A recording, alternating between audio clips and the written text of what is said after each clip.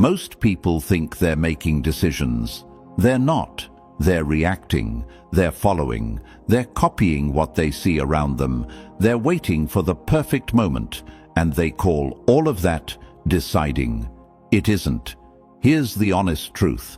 The quality of your life is not determined by your talent, your luck, or your timing. It's determined by the quality of your decisions.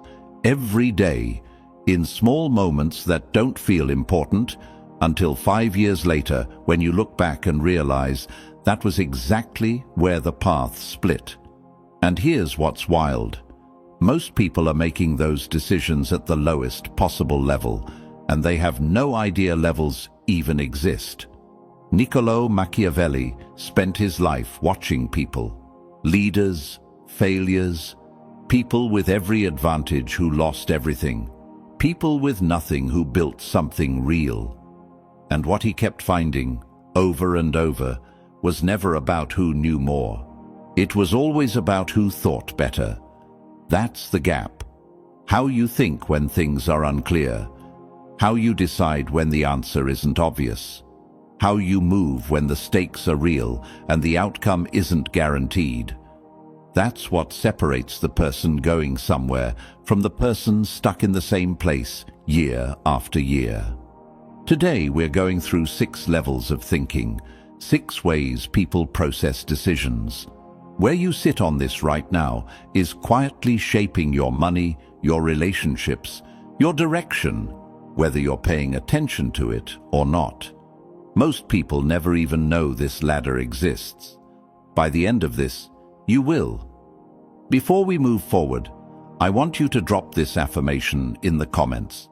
I choose with clarity. Let's go. Level 1. Default decisions. This is where most people are, and most of them don't know it. At level 1, you're not really making decisions. You're just repeating. You're doing what you did yesterday, what you did last year, what you've always done. Not because you thought it through, but because it's familiar, and familiar feels safe. Same job, same spending habits, same way of responding when things go wrong, same opinions you've held for years without ever questioning them. None of it is actually chosen, it's just continued.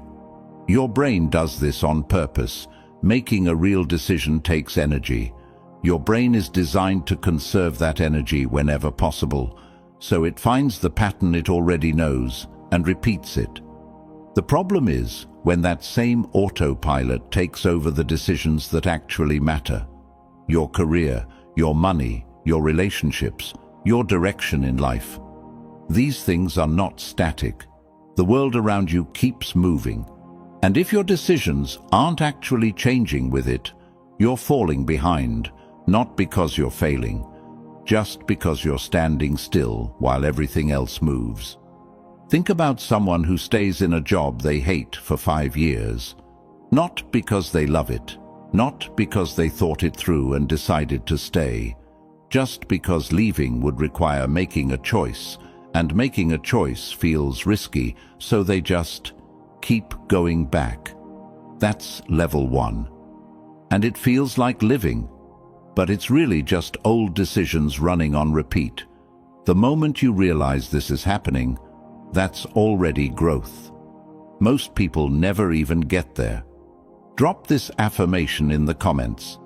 I break old patterns. Level 2. Imitation-based thinking. So someone wakes up from autopilot. They look around. They think, I need to change something. And the most natural next step is to look at the people ahead of them and copy what they're doing. That's level 2. You see someone doing well, and you think, I'll do what they do. You watch a trend pick up and you think, that must be the direction. You hear about a lifestyle, a career move, a financial strategy that worked for someone, and you think, I'll follow that path. And honestly, this is better than nothing. You're paying attention now. You're trying to learn from the world around you instead of just running on habit. That's real progress. But here's the flaw. Imitation ignores context. Every decision that works does so inside a very specific situation. That person's background, resources, timing, skills, market, relationships, all of that shapes the outcome. When you copy the decision without copying the context, you're not making the same decision. You're making a surface-level version of it that's missing everything that made it work. Someone sees a person who made money in real estate and jumps in, without the same capital, the same market conditions, or the same knowledge base. Someone copies a morning routine that works for a multimillionaire and wonders why their life doesn't change, not realizing that routine is the result of a completely different set of circumstances. The decision looks the same on the outside, but it isn't. And there's another problem. When you imitate what's popular, you're competing in the most crowded lane. Everyone sees the same success stories. Everyone copies the same moves. You're not getting ahead. You're joining the back of a long line. The people who actually pull away from the pack usually make decisions that look different from what everyone else is doing, because they're thinking about their specific situation, not borrowing someone else's answer. Imitation-based thinking feels safe because you can point to evidence. It worked for them. But that's not the same as thinking it through for yourself. Now, I want you to drop this affirmation in the comments. My path is mine. Level 3. Information-heavy thinking. Here's where things start to look more serious. At level 3, you stop copying and start researching. You read, you watch, you listen. You ask people who know more than you. You gather data before you move. This is genuinely better. You're reducing obvious mistakes.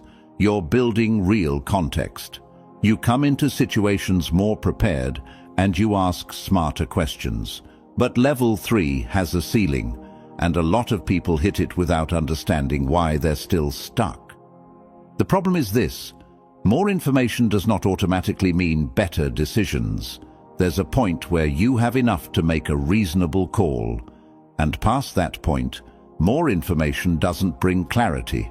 It brings noise. One source says one thing. Another source says the opposite. A third one adds 5 more variables, and now the decision feels more complicated than when you started. You know more. You're less clear. This is analysis paralysis, and it's extremely common among people who think they're being thorough. They keep researching, keep reading, keep gathering, and the decision keeps getting pushed back. Here's the deeper issue. Information tells you what is. It doesn't tell you what to do about it. A doctor can have every lab result and every scan, and still face a decision the data alone can't answer. A business owner can have every market report and still not know whether to launch now or wait. Data is input. The decision is still yours to make. And if you're honest about it, sometimes information gathering isn't research, it's avoidance.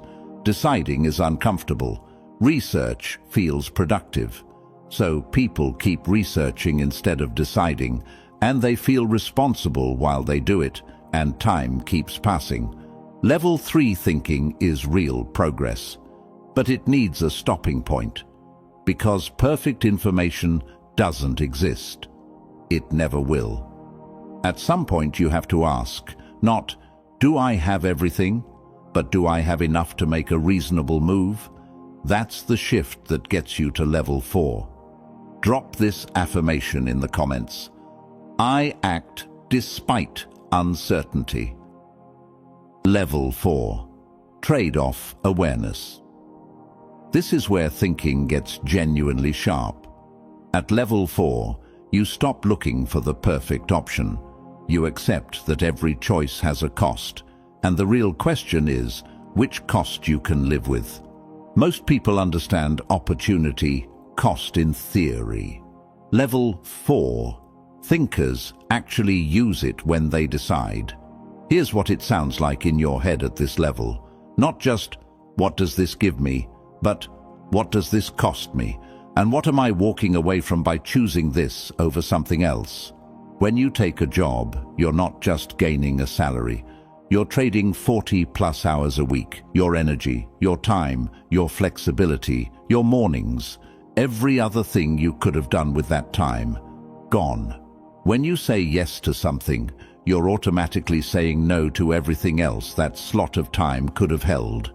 When you take on a financial commitment, a lease, a loan, you're not just accessing something.